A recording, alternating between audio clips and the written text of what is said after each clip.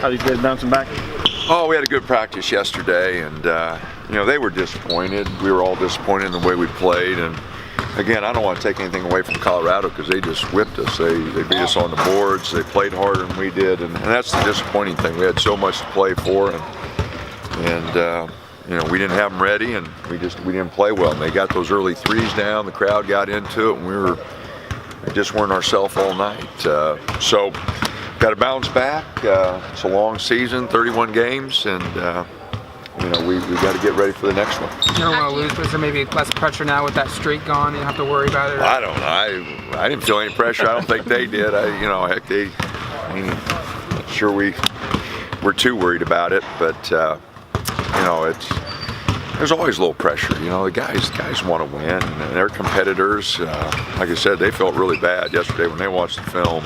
And we showed them some of our possessions. They felt really bad. So, they're a conscientious group. They're a competitive group. So, I think they'll bounce back. Last year, you guys had a couple of tough road losses, but then it seemed to spur kind of the best basketball that this team was able to get you. Do you feel like that's where this team can be right now? Tough loss, bounce back in a good way. I hope so. Every team's different. Every group that you put together is different. I don't know how this group will respond. I'd like to believe that as competitive as they are, that they'll respond in a positive way. But you never know until the season moves on and you get them out there. But they responded well yesterday in practice. I'm anxious to see how they'll do today, and then we'll just go from there. But it's a good group of guys. I enjoy working with them. We all get frustrated with the loss, and especially when you don't play as well as you believe you should play. But again, that's part of it. There hasn't been an undefeated team since 1976, and there's a reason for that. You play 31 games, and playing on the road sometimes can be very difficult. Would you kind of attribute that loss to just it been a long time since you guys have lost, and maybe there was some fatigue or some? That'd be taking something away from Colorado. Like I said, they beat us. We didn't have our best game, but they had some individuals really step up and play well. What did you learn from that game, you guys? Not a lot. It's one of those games where you get out rebounded. You have 16 turnovers. You give up easy threes to get the crowd and everybody into it early. It's the formula for getting beat. It's just no doubt about it. You miss free throws at real critical times. We had a chance to take a lead there, and we missed 5 free throws. And so those kind of things, just combined, lead to a tough road loss, and that's what happened. We gave them early threes, we got beat on the board, 16 turnovers, 5 missed free throws when we could have had a 4-point lead, in the second half, and that's not a good formula. Chris had 2 shots inside the arc. He said he needs to maybe try to get some. Yeah, we had a little fouls. conversation about that. We were supposed to have an agreement. For every 3 that he got, he's supposed to take 2 inside the arc, and he broke that agreement. So we had a little conversation about that yesterday, and I like him shooting threes. He hit his first 2, but then he hit those first 2 threes, and then when he's out there, he doesn't get offensive rebounds. It takes away a lot from his game. The one time he tried to drive it, he left his feet and charged. So he'll bounce back. Chris wants to do the right things, and when we went over the numbers, he felt really bad. Seems like those corner threes, when he gets those in particular, he feels like that's kind of his spot and kind of takes those. Well, statistically it is. If you chart his shots over the last 2 years, the corners are pretty good for him. Because it seems like you guys have taken a lot more threes in conference play. Has that been by design, or is that just kind of how the game has been flowing? Well, we were shooting a very good percentage in conference play, until the other night when we went 11 for 34. But up until that point, we had shot a very good percentage, and so like I said, those guys, they're not scared of me, and they're pretty optimistic about their talents, so they take a lot, and we took too many the other night, there's no doubt about that. Casey's been shooting really well from out there. What's the reason for that lately? Taking really good shots and, stepping into them. Fundamentally, he's been sound. But I guess what are you seeing out of them? They take a lot of threes, and very talented perimeter group.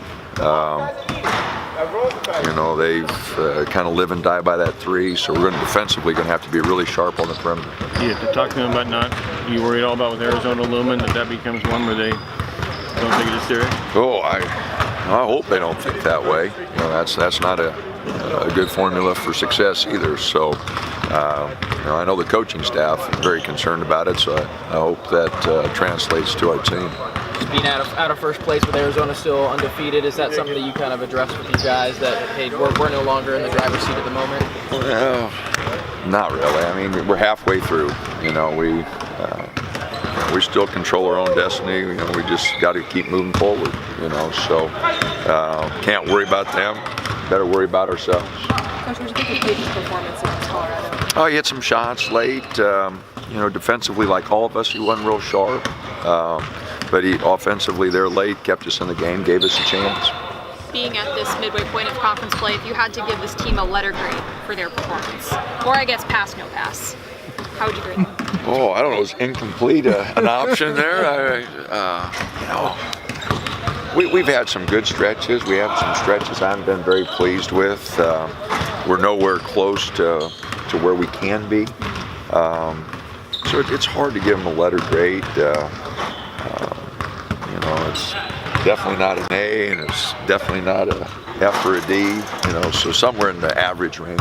But you know, we've got a lot of time for improvement. I think incomplete is where we're at right now. When you got 9 games left, nothing's finalized. You still got the most important part of the season, the conference season. So I hope we play well and finish strong. Typically your teams get better though at this point in the season moving forward. Is there anything that you can attribute to that? No, every group's different, as I mentioned, you know, and I hope this team will continue to grow, and if it does, then we can finish strong. We've got a very difficult part of our schedule left, you know, with road games in LA and the Bay Area, and we've got to go to Oregon State yet, and then our home games, you know, with Arizona's schools coming in and Utah and Colorado back, we got a tough schedule. So for us to finish strong, we have to play really well, and we will have to get better. Do you think this is the toughest part of your schedule so far? I mean, you have Arizona at home, and then you have UCLA. Yeah, it's not an easy part, that's for sure. I don't really give that much thought. You know, it's just the next game. But as you look forward, yeah, we've got a tough schedule ahead. Now, a few anxious moments in Utah with some quick shots. Oh, we had some really bad plays last 4 minutes. I tell you what, that was some bad basketball. Went over that with the team. Absolutely, we had a long session with that, and it was all of them. Chris took a bad shot. Dylan Ennis had a bad turnover. Dylan Brooks takes a 30-footer. Jordan Bell wants to think he's Joe Montana and throw it out. I mean, we had 4 mistakes there that any one of them could have cost us the ball game, and we were fortunate to get out. So it seemed like these past 2 games too, you guys haven't moved the ball as well. I mean, only like 23 assists the past couple games. Has there been a reason for that? Well, we didn't have many the other night, but no, we got to get the ball moving back to where it was. And when you penetrate and kick and miss threes, then your numbers don't go up. Colorado take away the pick and roll more with Jordan. Did they adjust? Because it seems like that worked. No. We didn't execute much of anything. I don't know if they took it away or if we were just, but we didn't execute much of anything. All righty, thanks.